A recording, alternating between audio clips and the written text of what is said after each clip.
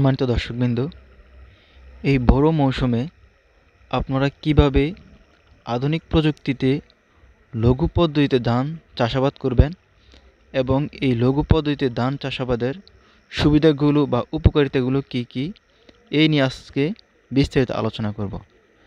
তো সম্পূর্ণ ভিডিওটি দেখতে থাকুন এবং চ্যানেলটি সাবস্ক্রাইব করে পাশে থাকুন। তো শুরু করা যাক।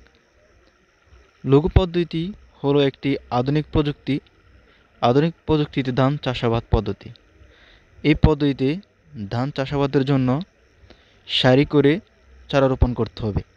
আপনারা ভিডিও স্ক্রিনে দেখতে পাচ্ছেন, সারিভাবে চারা রোপণ করতে হবে এবং প্রতি 10 সারি অন্তর 12 থেকে 16 ইঞ্চি পরিমাণ একটি গ্যাপ দিতে হবে, বা এক সারি গ্যাপ রেখে বা বাদ দিয়ে অপর সারি চারা রোপণ করতে হবে।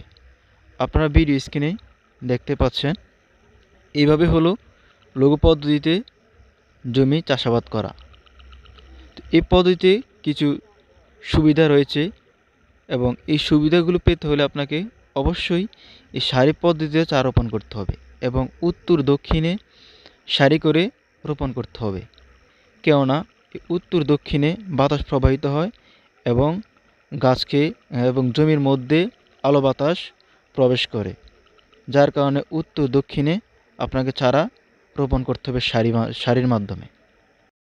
উপকারিতাগুলো হলো, 1 নম্বরে জমিতে পর্যাপ্ত পরিমাণ আলো বাতাস প্রবাহিত হতে পারে। 2 নম্বরে আমরা যখন আগাছা পরিষ্কার করব বা নিড়ানি দিব, এতে করে আমাদের আগাছা পরিষ্কার সুবিধা হবে। 3 নম্বরে আমরা যখন আগাছাগুলো এই সারির মধ্যে রাখবো বা এই গ্যাপের মধ্যে রাখবো, তখন এই আগাছাগুলো আমাদের তুলতে সুবিধা হবে, অথবা যদি আমরা রেখে দিই তাহলে এতে করে আমাদের জৈব সার তৈরি হবে এবং মাটির স্বাস্থ্য ঠিক থাকবে।